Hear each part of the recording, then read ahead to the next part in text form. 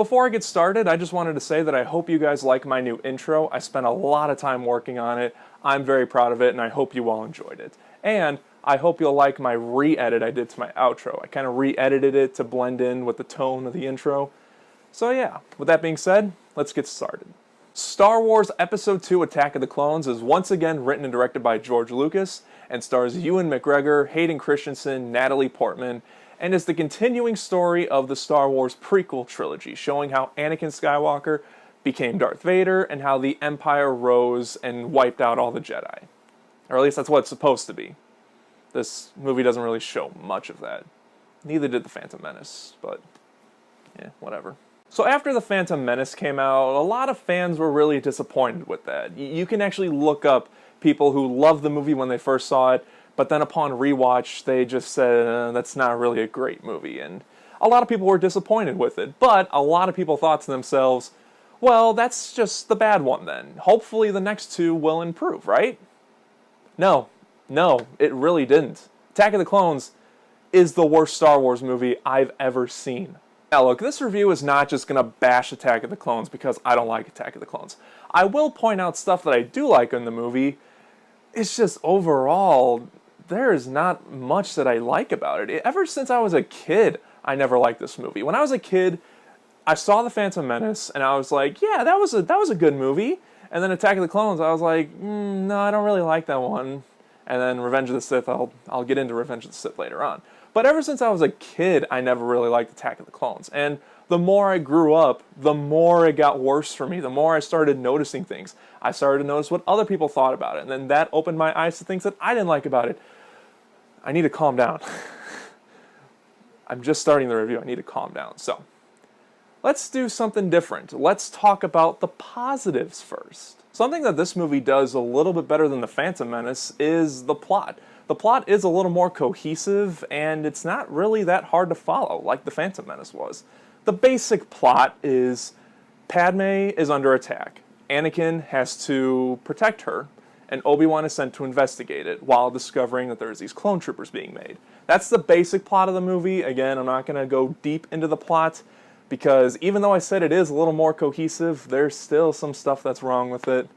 But overall, the plot is a little bit better than The Phantom Menace. It's also great to see Ewan McGregor back as Obi-Wan. He didn't do a whole lot in The Phantom Menace. He just kind of sat around the ship and talked with people. He had a few cool lightsaber fights, but he didn't really do much. In this one, he does do a lot more. He's sent out to investigate who's trying to assassinate Padme. He's going to different worlds, meeting old friends. It's really cool to see. It's honestly, the stuff with Obi-Wan is a lot more interesting than the stuff with Anakin, and that's not really a good thing considering this whole trilogy is supposed to be about Anakin, and the stuff with Anakin in this movie is not really that good or interesting, but I'll get into that later on. Don't worry, I will. Now, honestly speaking, the rest of what I like on top of what I just mentioned is kind of little stuff throughout the movie, but not entirely. Like, okay, the third act, I do like some of what they showed in the third act. Not all of it, but I do like some of it. A lot of the entertainment value for me comes into the third act. That's another one. Another one is Anakin finding his mother after all these years. That was actually a nice scene and handled really well. The chase scene in the beginning is really cool, sort of. Can I just get on with my negatives now? Because I have a lot of negatives. Okay, I'm getting into the negatives now. What I hate most about this movie is it's a love story. Now, I'm not saying that because, I just want to see big action stuff in Star Wars. That's not true. I do like romance movies. I do.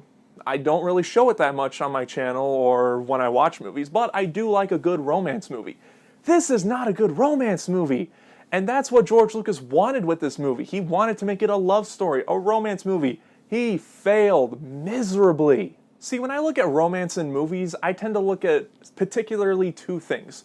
One is the dialogue between the two characters, and two is the overall chemistry they have throughout the movie.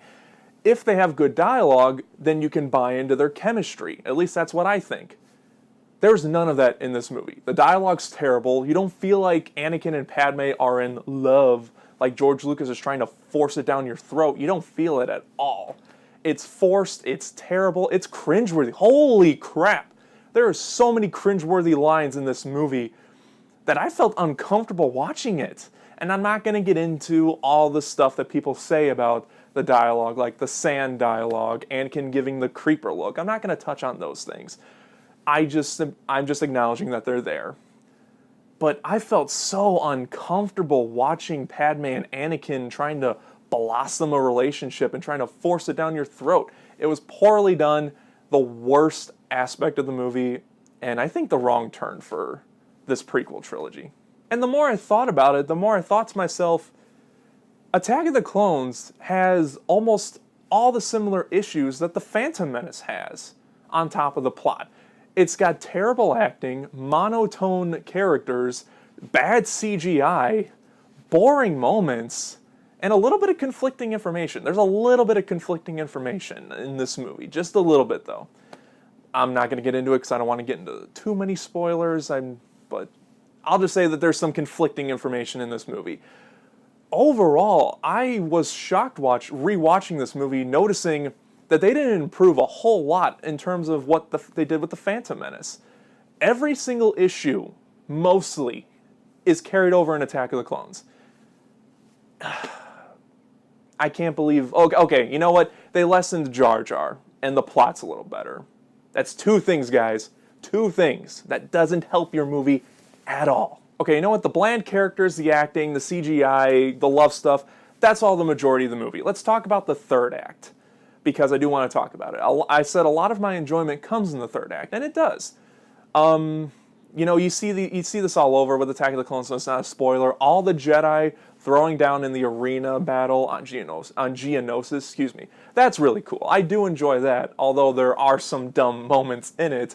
I overall do enjoy that, and I enjoy the battle that takes place afterwards. We go above Geonosis and see this giant clone battle going on, which is the dawn of the Clone Wars. That was really cool. What I don't like about the movie, or the third act, is the lightsaber fight. A lot of people love this lightsaber fight. I don't understand why. It is the most forced lightsaber fight in the entire Star Wars saga. It's honestly so forced that I wouldn't be surprised if someone told me that halfway through writing and filming, someone was like, hey, George Lucas, where's the lightsaber fight? There's not a lightsaber fight yet in this movie. All the other ones did, and George Lucas was like, oh yeah, you're right, I'll just put it in there. There, good enough. It's choreographed terribly. There's no tension. Okay, you want a good representation of what the lightsaber fight looks like? Here. Get two lightsabers and turn them on. Now, swing them across your face like this. That is the lightsaber fight in Attack of the Clones. It's terribly choreographed, and I'm going to leave that in. And I want to briefly talk about Yoda fighting with the lightsaber because I've heard both sides of the argument. A lot of people love it, a lot of people hate it. I'm honestly down the middle, and that's weird to say, but considering most of what I heard is I hate Yoda with the lightsaber. I'm down the middle because I understand both arguments. You know, I understand the argument of, well, they're Jedi in their prime, therefore Yoda should have a lightsaber, and we should see how his fighting style is if he ever had one. I understand that, but I also understand, well, yeah, but Yoda was set up in the original trilogy as this wise Jedi master who can lift up a ship with just two little fingers. We saw that in The Empire Strikes Back. And plus, Yoda said in the original, size matters not, the Force is everything around us, you know, this crude matter, as he says. It's not about that. It's not about strength or anything like that. He taught us that. So it kind of goes against what Yoda taught us, but not at the same time. I don't know. It never really bothered me too much, so I'm kind of down the middle about it. Although it doesn't make the lightsaber fight better. I hate this lightsaber fight. Attack of the Clones is the worst Star Wars movie I've ever seen. Very little was learned in the problems that were in The Phantom Menace. And this movie honestly just feels like a filler movie. It's like George Lucas said, well, crap, the story I want to tell is the third entry. So I gotta get rid of the second entry before I do what I really want to do. And that's what The Phantom Menace felt like too. These movies just felt like filler movies. You can honestly skip The Phantom Menace and Attack of the Clones. You can honestly just watch Revenge of the Sith and start that and then do 4, 5, and 6, and you'll get the gist of everything that's going on. You don't need The Phantom Menace and Attack of the Clones. They're just filler movies, plain and simple. If you like these movies, episode 1 and 2, that's fine. That is okay. I'm glad you like it. I'm glad you see entertainment value in them. For me, they're just disposable filler movies. But even though they're filler movies, I can still watch it. I can sit down and watch it if I'm having a Star Wars marathon or I'm just watching a Star Wars movie, and I'm not like hating myself. I don't like the movie, but I can still sit down and watch it. There are some entertaining aspects of it. So with that being said, I'm going to give Attack of the Clones 2 stars, but that's bad. That's bad for a Star Wars movie. And rewatching it, like I said, I never really liked this as a kid. Rewatching it, I definitely don't like this one. So if you've guys seen Star Wars Episode 2 Attack of the Clones, let me know what you think about it in the comments section, especially if you love the movie. If you somehow love this movie, then let me know why in the comments section. I'm not saying you're wrong for loving it. I would just like to know what you see in it. I might not get it or understand it, but I would like to know what other people think of it, if they do love it. Yeah, this one was tough for me to get through, but I did it, and my next Star Wars review is going to be Star Wars Episode 3 Revenge of the Sith, so look forward to that pretty soon. And as always, thank you so much for watching. If you like this video, then hit the like button. If you're not subscribed, click right here, and I'll see you guys next time.